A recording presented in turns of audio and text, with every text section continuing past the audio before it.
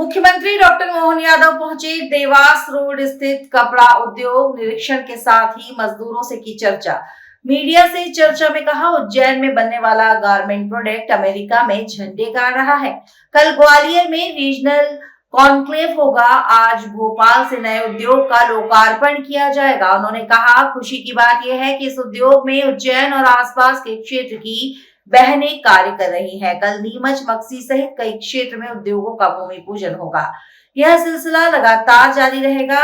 हमने बाहर के राज्यों में जाकर निवेशकों को बुलाया है। इसके साथ ही स्थानीय निवेशकों को भी तैयार किया है ताकि रोजगार बढ़ने के साथ ही जीडीपी में भी बढ़ोतरी हो। पता है कि हमारी सरकार बनी जब से हम रोजगार परक व्यवस्थाओं को लगातार प्रोत्साहन दे रहे हैं।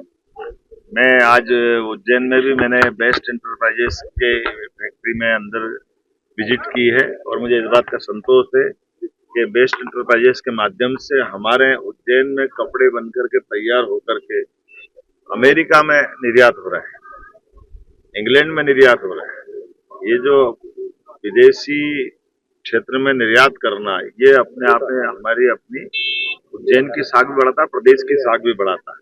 इसी प्रकार की सभी इंडस्ट्रियों को बढ़ावा देने के लिए कल इंडस्ट्री कॉन्क्लेव ग्वालियर में है। मैं कल आज दोपहर बाद वहाँ की मीटिंग लेते हुए और वहीं निकलने वाला हूँ और इंडस्ट्री को लगातार रोजगार देने का हमारा अभियान भी है। यही कारण है कि बड़े पैमाने पे लगभग 1000 एकड़ की हमारी विक्रम उद्योग पूरी हो गई। अब नई वापस जमीन एक्वायर कर रहे हैं।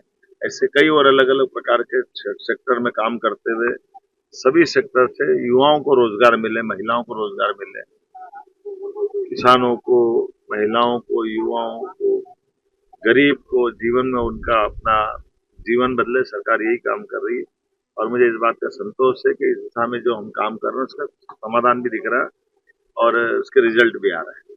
हाँ, ये भी बात सही है कि केवल बड़ी इंडस्ट्री और बड़ी मशीनों से डालने के बजाय जो परंपरागत उद्योग हमारे चल रहे हैं, अब चंदेरी की साड़ी का हस्तकरघा उद्योग लगभग 300 साल से काम कर रहा है।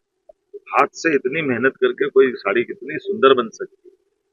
हाँ, तो मैं देख के दंग रह गया। मुझे इस बात का आनंद है। हमने कहा इसको प्रोत्साहन देंगे और उनकी मेहनत ऐसी है कि वो आगे जाकर के जो और आगे उसमें स्कोप बहुत है, बहुत आगे बढ़ा सकते हैं। सभी प्रकार के कपड़े उद्योग में मध्य प्रदेश पुनः अपना नंबर 1 की स्थिति में आए, मुझे इस बात का संतोष है।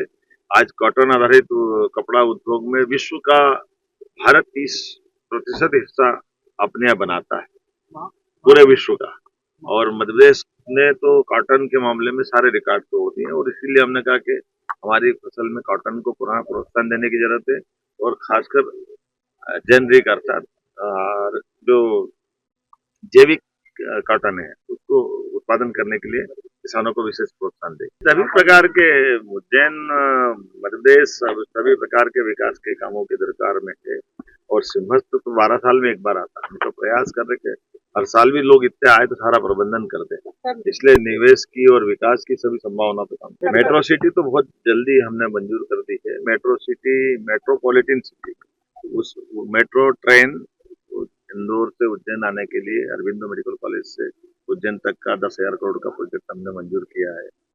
मेट्रो ट्रेन जो ब्रॉडगेज लाइन पर डलती, मेरी रेल मंत्री माननीय अश्विनी वैष्णव जी से बात हुई है, वो हमारी चारों नगरों के लिए सराउंडिंग दृष्टि से चलेगी।